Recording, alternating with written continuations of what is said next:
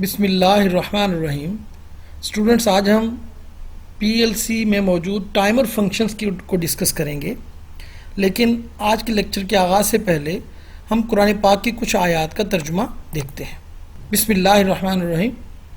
ऐ वो लोगो जो ईमान लाए हो, अल्लाह से डरते रहा करो और उसके रसूल पर ईमान लाओ। अल्लाह तुम्हें अपनी रहमत का दोहरा हिस्सा देगा और तुम्हें नूर देगा जिसकी रोशनी में तुम चलो फिरोगे और तुम्हारे गुनाह भी माफ़ फरमाएगा। अल्लाह बख्शने वाला मेहरबान है। ये इसलिए कि अहले किताब जान लें कि अल्लाह के फ़ज़ल के किसी हिस्से पर भी उन्हें इख्तियार नहीं, और ये कि सारा फ़ज़ल अल्लाह ही के हाथ है, वो जिसे चाहे दे, और अल्लाह ही है बड़े फ़ज़ल वाला। सदक़ल्लाहुल अज़ीम।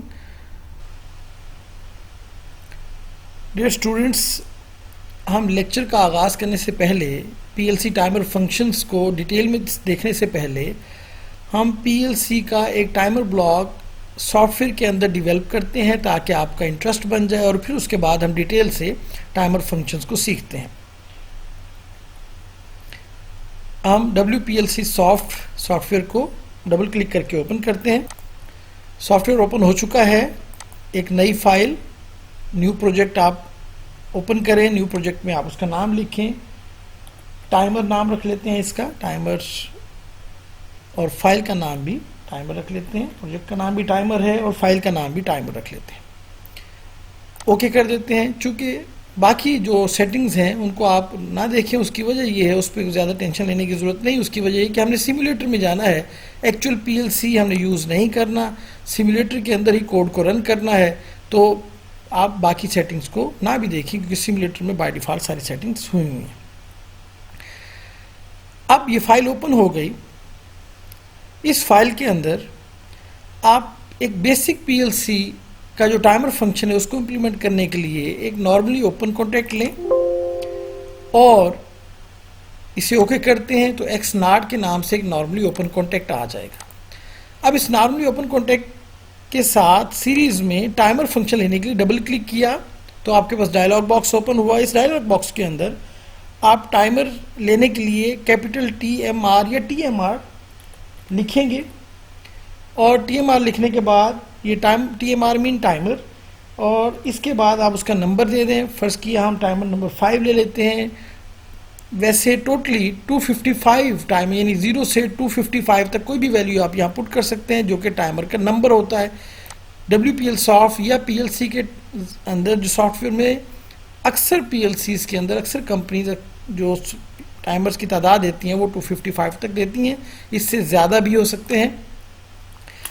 और टाइमर का नंबर देने के बाद आप वैल्यू देंगे कि कितना टाइम का डिले देना चाहते हैं। लेट आई से कि हम K10 दे देते हैं। K10 mean K for constant value. ये WPL सॉफ्ट या डेल्टा कंपनी के अंदर ये सिंटैक्स है कि आप पहले TMR लिखेंगे जो रिप्रेजेंट करेगा कि आप टाइमर यूज़ करने जा रहे हैं, फिर टाइमर का नंबर क्या है वो आइडेंटिफाई करेंगे, डिफाइन करेंगे, और उसके बाद फिर आप उस टाइमर की वैल्यू क्या देना चाहते हैं, कितने टाइम का डिले। तो K रिप्रेजेंट्स अ कांस्टेंट जो सिंटैक्स का हिस्सा है, और 10 इज़ द वैल्यू। और ये जो वैल्यू है 10, इसे आप चेंज कर सकते हैं 10, 20, 30 जो मर्जी, 205, 2010, 2012 जो मर्जी रख लें। ये जो वैल्यू है टाइमर की, ये मैक्सिमम आप 10,000 तक, यानी 0 से 9,999 तक जा सकती है। तो K की वैल्यू आप एक लिमिटेड वैल्यू दे सकते हैं, बिकॉज की मेमोरी हर PLC की एक लिमिटेड होती है, इसलिए हमें टाइमर का जो डिले है, जो उसने काउंट करना है टाइम को, वो एक स्पेसिफिक देना पड़ेगा। आगे चलते हैं, इसे ओके करेंगे तो आपको नजर आएगा कि यहाँ एक ब्लॉक अपेयर हो गया जो कि टाइमर ब्लॉक है। अब फर्दर आगे बढ़ते हैं तो टाइमर ब्लॉक का जो आउटपुट है उसको लेने के लिए हम एक नॉर्मली क्लोज कॉन्टैक्ट या नॉर्मली ओपन कॉन्टैक्ट, अब टाइमर ब्लॉक का आउटपुट लेने के लिए आप एक नॉर्मली ओपन कॉन्टैक्ट यहाँ प्लेस करें। उसका नंबर जो आप चूँकि टाइमर ले रहे हैं तो इस यहाँ डिवाइस नेम T लिखेंगे और टाइमर नंबर आपका 5 है तो अब यहाँ 5 कर देंगे। ओके कर दिया, और इस टाइमर के साथ सीरीज़ में एक आउटपुट कॉइल लगा दें। आउटपुट कॉइल आप यहाँ आउट लिख के OUT आउट, और कोई भी आउटपुट y0 ले लें, ओके कर दें तो भी आ जाएगा, या आप यहाँ आउटपुट कॉइल F7 लिखा हुआ है ये वाला यहाँ से ड्रैग करके यहाँ ड्रॉप कर दें या क्लिक करेंगे तो आपके पास y7 आ जाएगा। और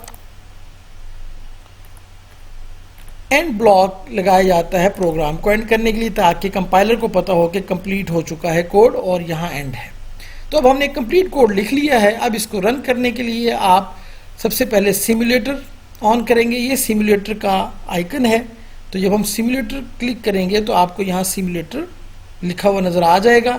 ये सिमुलेटर जो आपने यहाँ देख रहे हैं यह वर्किंग में आ चुका है। इसको ऑनलाइन मोड में लेके जाते हैं, तो ये ऑनलाइन मोड लेने के लिए ये सिंबल है जो आपको यहाँ नज़र आ रहा है येलो कलर का, और वो पूछता है कि कंपाइल नहीं हुआ प्रोग्राम, कंपाइल करना चाहते हैं। हमने कहा यस, और इसी तरह आप यस यस करते जाएंगे तो आपके पास वो कोड सिमुलेटर वर्किंग स्टार्ट करेगा। लेकिन चूंकि कोड अभी स्टॉप मोड में है, यानी पीएलसी जो सिमुलेट हो रहा है हमारा प्रोग्राम वो पीएलसी को रिप्रेजेंट करे, पीएलसी अभी स्टॉप मोड में है, तो पीएलसी को ऑन करना है यहाँ से, यानी रन करना है। तो अब आप यहाँ रन का बटन क्लिक करेंगे तो पीएलसी रन करना शुरू कर देगा और ग्रीन सिंबल आ जाएगा। स्टूडेंट्स यहाँ देखें, अब चूंकि पीएलसी का कोड रन कर रहा है, आप इसे लेफ्ट क्लिक यहाँ करेंगे इस नॉर्मली ओपन कॉन्टैक्ट के ऊपर, और जैसे ही राइट क्लिक करके इसे सेट ऑन करेंगे तो ये कॉन्टैक्ट का स्टेटस चेंज हो जाएगा।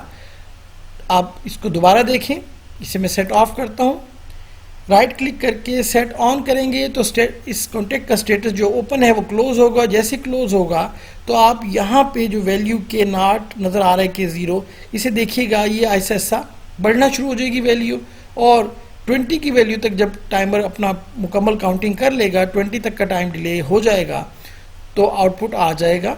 देखते हैं, सेट ऑन करते हैं तो आप यहाँ देखें वैल्यू बढ़ रही है, और 20 होने पर इसका आउटपुट हाई हुआ, यानी T5 जो है उस जहाँ हमारे पास कोड के अंदर T5 कॉन्टैक्ट होगा वहाँ पर 5 वोल्ट पहुँच जाएगा। और 5 वोल्ट का मतलब है जो कॉन्टैक्ट का स्टेटस है वो चेंज होगा। अगर वो ओपन कॉन्टैक्ट है, नॉर्मली ओपन कॉन्टैक्ट, तो वो क्लोज हो जाएगा, और अगर नॉर्मली क्लोज कॉन्टैक्ट होगा तो वो ओपन हो जाएगा। तो अभी चूंकि 20 के बाद इस ब्लॉक ने अपना आउटपुट हाई कर देना है, टाइमर की ये टाइमर ब्लॉक का ये स्पेसिफिक प्रॉपर्टी है या ये खासियत है। तो इस ब्लॉक ने जैसे 20 तक उसकी वैल्यू पहुंची, 20 का मतलब है 2 सेकेंड, क्योंकि जो टाइमर की बेस है वो 0.1 सेकेंड है WPL सॉफ्ट के अंदर, या डेल्टा PLC के सॉफ्टवेयर में टाइमर की बेस 0.1 है। 0.1 बेस से मुराद ये है कि जो नंबर आप डिफाइन करते हैं, जैसे हमने K20 डिफाइन किया हुआ है, तो उसे 0.1 से मल्टीप्लाई करेंगे, जो आंसर आएगा उतने सेकेंड बनेंगे। तो 20 को 0.1 से मल्टीप्लाई करेंगे तो 2 सेकेंड बनेंगे। इट मीन्स 2 सेकेंड के बाद आपका ये कोड, ये ब्लॉक, टाइमर ब्लॉक हाई हो जाएगा, और उसके हाई होने पर कॉन्टैक्ट का स्टेटस चेंज हो जाएगा, और ये जो ओपन था वो क्लोज होगा, और उससे आउटपुट आ जाएगा। इसे एक दफ़ा दोबारा देखें, सेट ऑफ करते हैं, फिर सेट ऑन करते हैं तो आपको नजर आएगा ये वैल्यू बढ़ रही है, और जैसे 20 हुआ तो आउटपुट आ गया। तो स्टूडेंट्स, टाइमर ब्लॉक को हमने देखा। अब टाइमर ब्लॉक को डिस्कस करते हुए हमें जिन चीज़ों को हमने समझना है वो उनके ऑब्जेक्टिव यानी हमारे जो हैं वो हमने 4-5 बुलेट्स में यहाँ शो कर दिए स्लाइड के अंदर, और इंट्रोडक्शन से रिलेटेड कुछ बातें हमने यहाँ लिख दी हैं। इसको आप थोड़ा सा पढ़ लें, और वीडियो को रोक कर टाइमर के यूजेस को भी डिस्कस कर दिया है। इसको हम आगे जाके भी डिटेल से डिस्कस करेंगे, लेकिन जो मेन यहाँ इंपॉर्टेंट पॉइंट है वो ये कि इंडस्ट्री के अंदर टाइमर्स जो है वो मुख्तलिफ कामों में यूज़ होते हैं, जिसमें वेल्डिंग के लिए, पेंटिंग के लिए, हीट ट्रीटमेंट के लिए, और बेशुमार सेंसर्स से जब डाटा आता है तो उन सेंसर्स के दरमियान इंटरवल लेने के, कितना इंटरवल है डाटा आने में, टाइमर जहाँ जहाँ टाइमिंग यूज़ होगी आपके प्रोसेस के अंदर, वहाँ वहाँ PLC जो है वो टाइमर फंक्शन को यूज़ करेगा।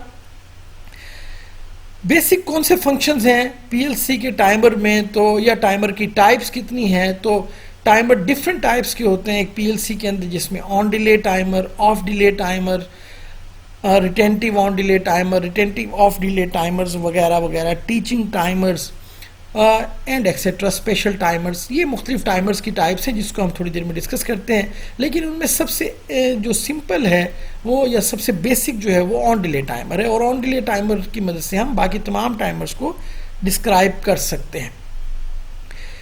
जो टाइमर वेरिएबल्स टाइमर के अंदर हम यूज़ करते हैं, जैसे T0, T5, T1, T2, जैसे हमने कहा कि T0 से T255 तक टाइमर्स हो सकते हैं।